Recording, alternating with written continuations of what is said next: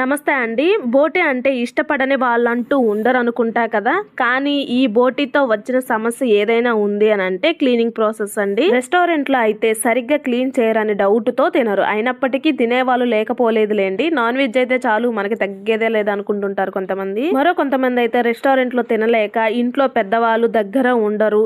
అమ్మనో ఎవరొకరు వాళ్ళు ఉంటే ఏ తిప్పలు ఉండవు. క్లీన్ చేయడమే కాదు మంచిగా వండి పెడతారు అనుకుంటారు. బయట తినలేము, ఒక పక్క తినాలనిపిస్తుంటుంది, ఏం చేయాలి అని ఆలోచించకుండా ఈ వీడియో స్కిప్ చేయకుండా ఫుల్గా చూసేయండి. క్లీన్ చేయడం కష్టంగా ఉంది అని చెప్పను, ఈజీగా ఉందని కూడా చెప్పను. కొంచెం ఇష్టంగా కొంచెం కష్టంగా ఉంటుంది. ఇష్టంగా చేస్తే కొంచెం కష్టం కూడా ఇష్టంగా అయిపోతుందండి.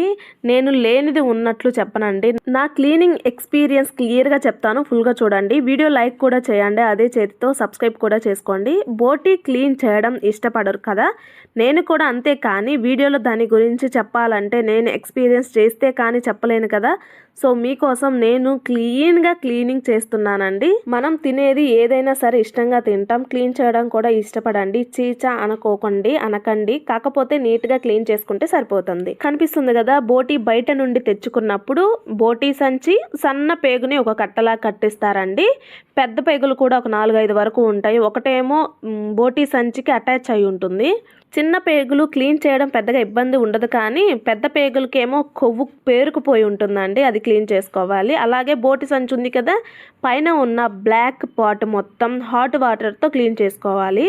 అది కూడా ఒక 50% ఈజీగా వచ్చేస్తుందండి, ఒక 50% కొంచెం కష్టంగా వస్తుంది. మీకు వీడియోలో చూపిస్తున్న విధంగా నేను క్లియర్గా 3 బౌల్స్లో యాడ్ చేసుకున్నానండి. బోటి సంచి ఒక గిన్నెలో, పెద్ద పేగు ఒక గిన్నెలో, చిన్న పేగు ఒక గిన్నెలో యాడ్ చేసుకున్నాను. ఈ క్లీనింగ్ ప్రాసెస్ మొత్తానికి వాటర్ మాత్రం చాలా బాగా ఎక్కువనే పడతాయండి. ఇంత ఎక్కువ వాటర్ని యూజ్ చేస్తే అంత మంచిది.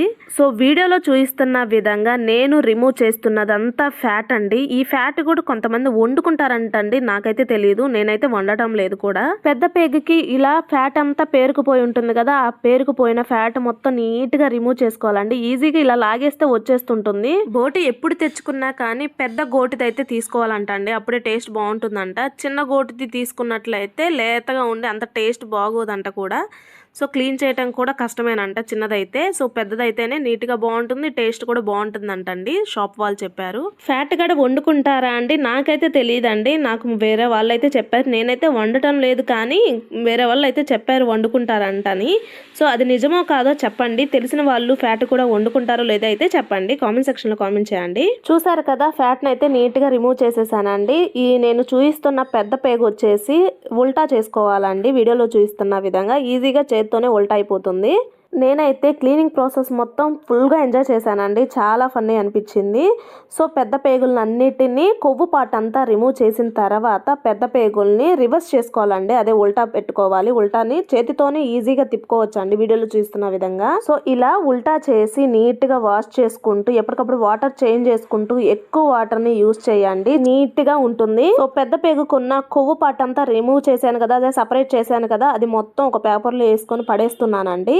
సో ఈ కొవ్వు పార్ట్ మొత్తం నీట్గా పడేసుకున్న తర్వాత బోటి సంచికి పెద్ద పేగు అటాచ్ అయ్యింది అని చెప్పాను కదా. సో బోటి సంచిని రివర్స్ చేసి అటాచ్ అయిన పెద్ద పేగును కూడా నీట్గా సిజర్తో కట్ చేసేసుకోండి, ఈజీగా కట్ అయిపోతుంది. సో ఆ పెద్ద పేగును కూడా ఉల్టా చేసి నీట్గా వాష్ చేసుకోవాలి. అయితే ఇప్పుడు కట్ చేసుకున్న ఈ పేగు వచ్చేసి డైరెక్ట్గా చేతితో రివర్స్ అవ్వట్లేదండి, కొంచెం సైజ్ అనేది తక్కువగా ఉంది కాబట్టి. దానికోసం ఏం చేయాలి, ఇంట్లో ఉన్న ఏదైనా పుల్ల తీసుకోండి, లేదా చీపురు పుల్ల అయితే అందరి ఇంట్లో ఉంటుంది కదా, ఆ చీపురు పుల్ల చివరిన ఒక సైడ్న గుచ్చి వీడియోలో చూపిస్తున్న విధంగా లోపలికి ప్రెస్ చేసుకుంటూ ఉన్నాము అంటే లోపలంతా రివర్స్ అయిపోతుందండి, లోపలిది బయటకు వస్తుంది, బయటతో లోపలికి వెళ్ళిపోతుంది. వీడియోలో చూపిస్తున్న విధంగా స్టిచ్చింగ్ వేసుకునే వాళ్ళకైతే అర్థమవుతుందండి. టాకాలు వేసుకుంటారు కదా, టాకాలు కుట్టేసి రివర్స్ చేసుకుంటారు కదా, అలా ఒక సైడ్ చీపురు పుల్లను గుచ్చేసి రివర్స్ చేసుకోండి. రివర్స్ చేసిన తర్వాత డైరెక్ట్ గా నీట్ గా క్లీన్ చేసుకోవచ్చు కదా. ఇప్పుడు అదే ప్రాసెస్ లో సన్న పేగును చేస్తున్నాను చూడండి, క్లియర్ గా అర్థమవుతుంది, వీడియోలో అయితే క్లియర్ గా కనిపిస్తుంది కదా.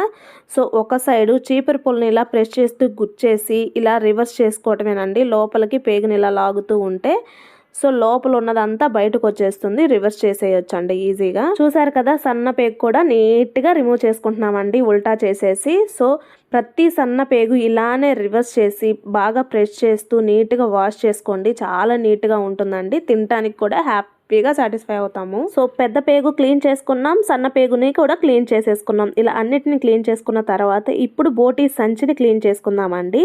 సో దానికోసం అయితే ఈ మూడిట్లో హాట్ వాటర్ అయితే యాడ్ చేసేయండి. సో హాట్ వాటర్ని యాడ్ చేసి క్లీన్ చేయడం వల్ల ఇంకాస్త ఎక్కువగా నీట్గా క్లీన్ అయిపోతుందండి. అదే కాకుండా బోటీ యొక్క సంచి అయితే పైన ఉండే బ్లాక్ లేయర్ నీట్గా రిమూవ్ అవ్వాలంటే హాట్ వాటర్ తప్పనిసరి అండి. ఈ బోటీ సంచిని ఒక కడాయిలో యాడ్ చేసి వాటర్ని యాడ్ చేసి కుక్ చేసి పైన ఉండే బ్లాక్ లేయర్ని రిమూవ్ చేస్తారండి. అలా అయినా చేయొచ్చు, లేదా హాట్ వాటర్లో బోటీ సంచిని మునిగించాము అని అంటే పైన ఉండే బ్లాక్ లేయర్ వీడియోలో చూపిస్తున్న విధంగా నీట్గా రిమూవ్ అవుతుందండి. మీకు కనిపిస్తుంది కదా, ఈజీగా వచ్చేస్తుంది అనుకుంటున్నారు కదా, అలా ఈజీగా వచ్చేది సగం పార్ట్ మాత్రమే వస్తుందండి. కొంచెం థిక్గా ఉంటుందండి అక్కడక్కడ చర్మం, అది చాలా గట్టిగా ఉంటుందండి. ఎన్ని హాట్ వాటర్ని యూజ్ చేశానో ఆ స్కిన్లోనే అక్కడక్కడ థిక్గా లేయర్ లాగా ఉంటుందండి. ఆ థిక్నెస్ అనేది ఈజీగా పోదు, కొంచెం గీరితే ఈజీగానే పోతుందండి, కొంచెం స్ట్రాంగ్గా గీరాలి. సో వీడియోలో చూస్తున్న విధంగా మొత్తం బోటీకి ఆ బోటీ సంచికి కూడా క్లీన్గా నీట్గా రిమూవ్ చేసిన తర్వాత 4-5 సార్లు శుభ్రంగా వాష్ చేసిన తర్వాత వీడియోలో చూస్తున్న విధంగా సన్న పేగుని మనకు కావాల్సినంత సైజులో ముక్కలుగా కట్ చేసుకోండి సిజర్తో. అలాగే బోటీ సంచిని కూడా నీట్గా ముక్కలుగా కట్ చేసేసుకోండి. కట్ చేసేస్తున్నాం కదా, ఇంకా వండేసుకుందాం అని చెప్పేసి వెళ్ళకండి, ఇప్పుడే ప్రాసెస్ మంచిగా నీట్గా ఉంటుంది. సో ఈ విధంగా కట్ చేసుకున్నవి ముక్కల్లో ఉప్పుని పసుపుని యాడ్ చేసి శుభ్రంగా 4-5 టైమ్స్ వాష్ చేసుకోవాలండి.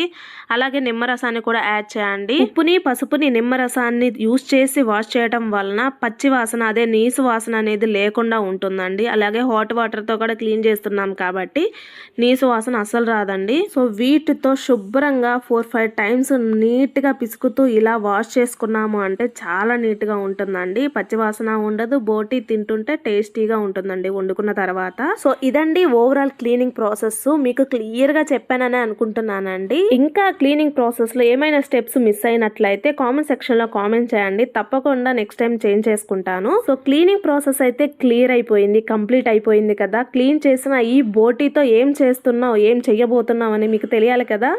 నాకెంతో ఇష్టమైన బోటీ గోంగూర అండి, గోంగూర బోటీ కర్రీ ఎంత ఇష్టం అంటే నాకైతే చాలా బాగా ఇష్టం అండి. అలాగే బోటీ కూర, బోటీతో యమ్మీగా ఉండే బోటీ వేపుడు అండి. మరి 1 by 1 అప్లోడ్ చేస్తానండి, తప్పకుండా ఆ వీడియోస్ కూడా మిస్ కాకండి, చాలా బాగుంటాయండి. మీరు తప్పకుండా సర్ప్రైజ్ అయితే ఫీల్ అవుతారు. బోటీ కూర, బోటీ వేపుడు, బోటీ గోంగూర చేసిన రోజు అయితే మా ఇంట్లో దావత్తే జరిగిందండి. అవన్నీ మిస్ కాకూడదు అంటే ఇప్పుడు మీరు సబ్స్క్రైబ్ చేసుకొని ఉండండి, తప్పకుండా లైక్ చేయండి, ప్రతి ఒక్కరికి షేర్ చేయండి. Thanks for watching this video.